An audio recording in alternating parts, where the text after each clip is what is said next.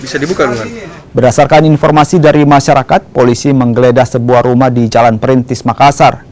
Dari dalam rumah, polisi mendapati sejumlah warga sedang menikmati minuman keras tradisional. Selain itu, polisi juga menemukan minuman keras jenis balok yang tersimpan dalam ember berukuran besar yang siap dijual. Pemilik rumah mengaku mendapatkan minuman keras jenis balok tersebut dari seseorang dari luar kota Makassar dengan harga Rp30.000 per botol dan akan dijual Rp40.000 per botol.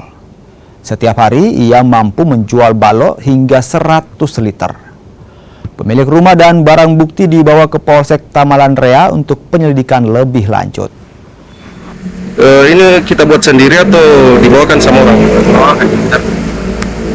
Berapa kita belikan? 30, saya jual 30, kita jual ke 40. Iya.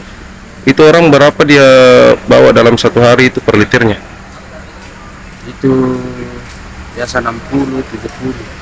60 sampai 70 liter per hari. Iya. Terus kita jual kemana saja ini? Orang berjuta. Datang ke rumah.